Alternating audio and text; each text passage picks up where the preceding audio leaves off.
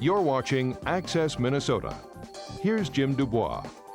Television in the early 1950s was a pretty simple affair. One or two cameras, some lights, perhaps a desk, no fancy computer graphics, and certainly no way to immediately put a TV story on the air. After all, everything back then had to be shot on 16mm film, which then was developed for later broadcast. So it was very difficult to cover a breaking news story in real time.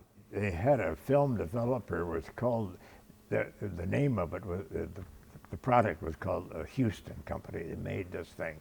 It seemed like it was maybe 10 or 15 feet long, and it was kind of a Rube Goldberg thing with wheels on the side, and you technically would put the raw film, undeveloped film in one end, and it would come out developed over here, 16mm film. That clanked away in the basement for quite some time, and as you said, it was all done on film, or sometimes there would be a drawing that the artist, we had an art department that would go out to a story, for example, and make a drawing of a building, a fire, or something that would happen that way, and that drawing was put on an easel in the studio, and the camera would take. It was very popular. Of course, they still use that when there's a trial. Now, some of our viewers who weren't fortunate enough to see the early days of broadcasting, television broadcasting, only know a world of flashy computer graphics. But as you mentioned for weather, things were pretty darn simple in the 50s.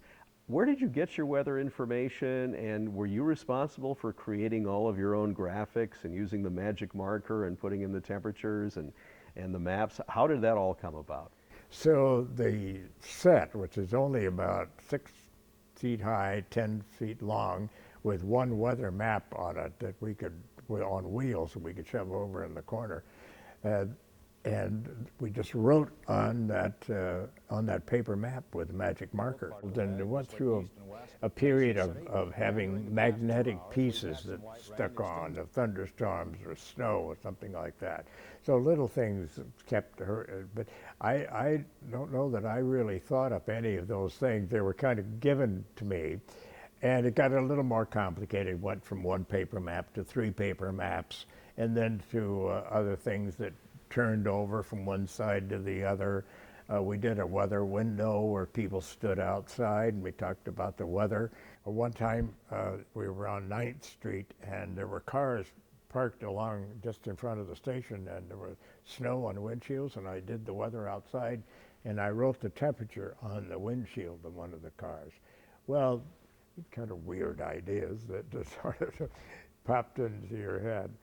Now, as weather evolved at WCCO, we saw new technology come on board, and actually WCCO-TV was one of apparently the first stations in the Twin Cities to actually have a weather radar. Can you tell us more about that? Yes.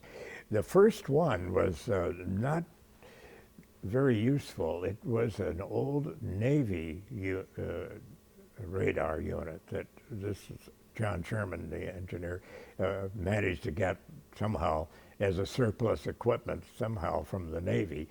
And we put it up in the Fauché Tower. And it had no way of illustrating where the storm was. You saw it on the screen with a marker that went around like this, but it didn't have any cities on it. So you had to describe everything on the radar screen. And then when the IDS building was built next door, the radar in its circle around to pick up signals, it was blacked out on this one side where the IDS building was. Then the next move was to hook up with the radar at the Weather Center, and they worked out some kind of an arrangement where we could get the signal from the Weather Bureau. And that was more sophisticated because it could point out that where the cities were and where the storms were, and it made a little more sense. So that evolved that way, and then of course it went on to getting the old radar, the Doppler radar, and the improvements that have come over the years. There were some major tornadoes that hit in 1965. I think to this day it remains the biggest tornado disaster in the Twin Cities. That had to have been quite a night, May 6th. Yes, I still have vivid memories of that. I was working alone and I had just done the weather forecast. And I don't even remember whether I had talked about a warning or a watch. I don't remember that. But shortly after I got off the air after 6:30, these bulletins started to come in. We had a teletype connection with the Weather Bureau. We had not talked about how to handle a major storm like that. And I wasn't just sure. Nobody called in to talk to me about it. I was just kind of on my own. So I decided we'd keep the CBS program on. We'd drop the audio a little bit, and I would talk over the program from CBS and give these bulletins as we went along. And gee, there was one every minute or so for part of that time. And Bud, you worked with longtime WCCO anchor Dave Moore for many, many years. Dave retired from the 10 o'clock news, I believe, back in the mid-'80s, and then continued to work other newscasts and some special reports more on Sunday, for example. I guess how important was Dave in leading the WCCO newsroom, and what kind of inspiration did he give the news department and the reporters? He thought of himself as an actor, I think, that this was his acting job, that he was acting as the newscaster. And he was so great to work with, as I mentioned, this clock that we invented to bridge from the news to the weather. He was so good at listening to you, and I would usually start out with something, and then he would respond. On a cold streak end, that's the good news. Now the bad news, apparently you just go right into your spiel. But he would listen and made some really great remarks and added on to what I was talking about. It was so great to work with. Once in a while, after Kraehling and I have done our little baloney session there, and he gets up to the weather map, I'll say to myself, good Lord, what did I say? What a dumb thing to say, you know. He came across, I think, as like Walter Cronkite in a way, that people just liked him, liked his style.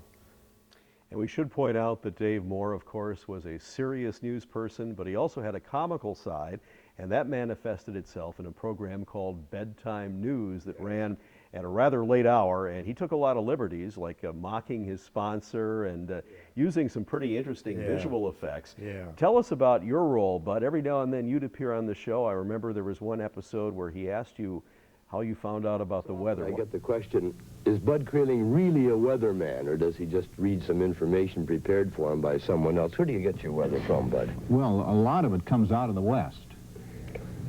I mean, all those charts and graphs and instruments you use. Oh, well, they don't mean very much. I usually call the Weather Bureau.